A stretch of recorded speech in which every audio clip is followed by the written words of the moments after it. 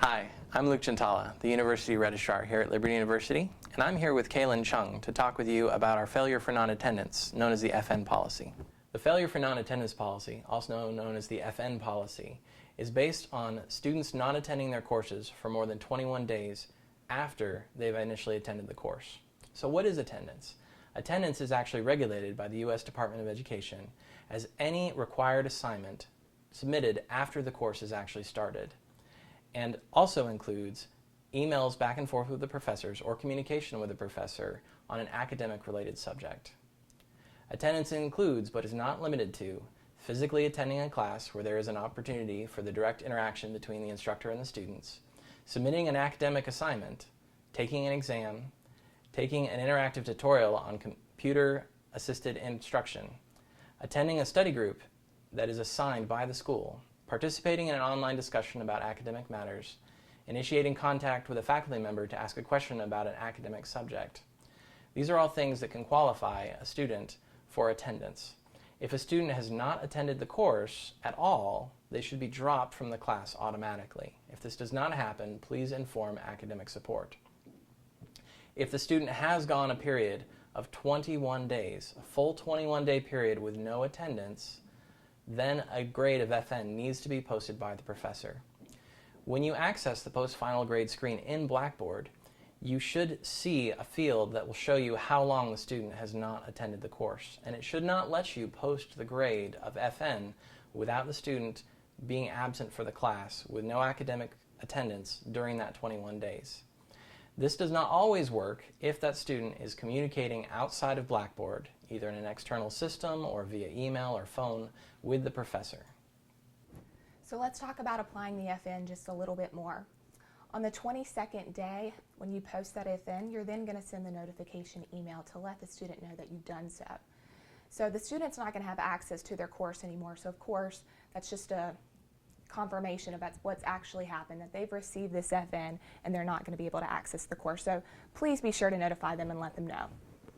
So let's talk about the FN appeal policy.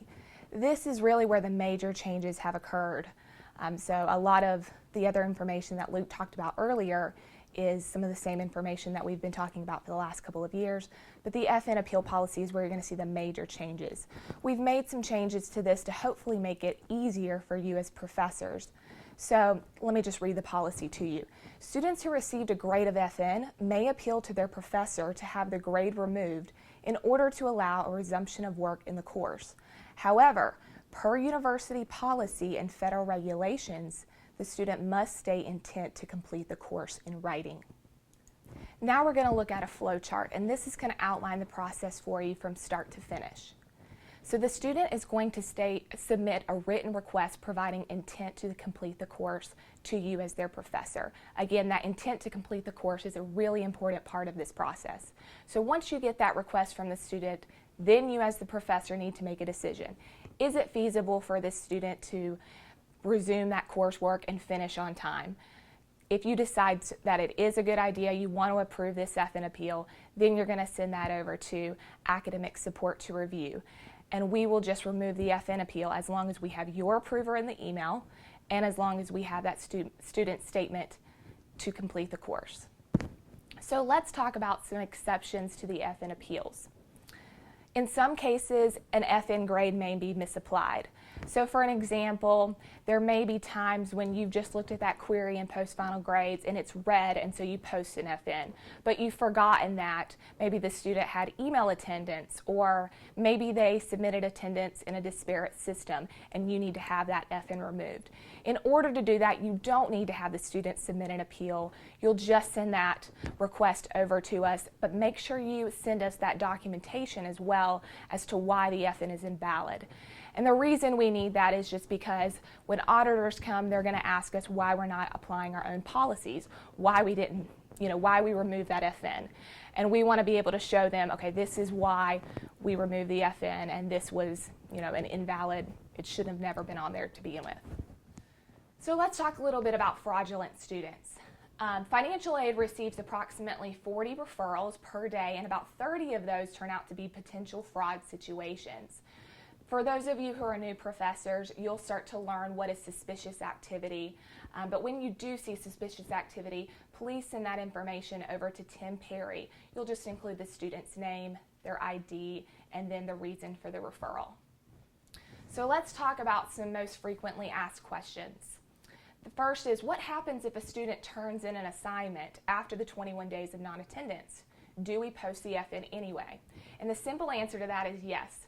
We need to apply our policy and post that FN after 21 days of non-attendance. So for the general rule, it's going to be yes, you're going to go ahead and apply the FN.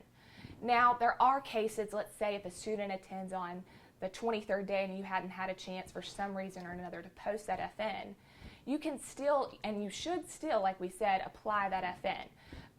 But if, let's say that student had emailed you and said, giving you a good reason for why they, couldn't attend, and now they state that they want to complete the course, you as a professor can make the decision to allow them to complete the course.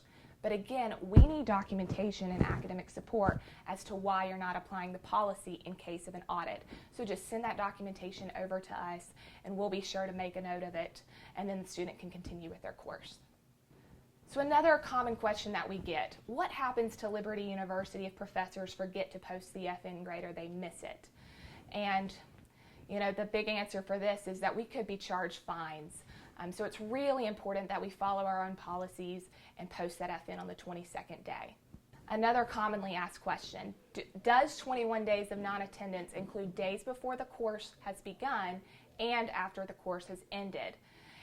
And attendance only applies to official course dates. So for example, if for some reason the student submitted something on the Sunday before that class began, technically that does not qualify as attendance.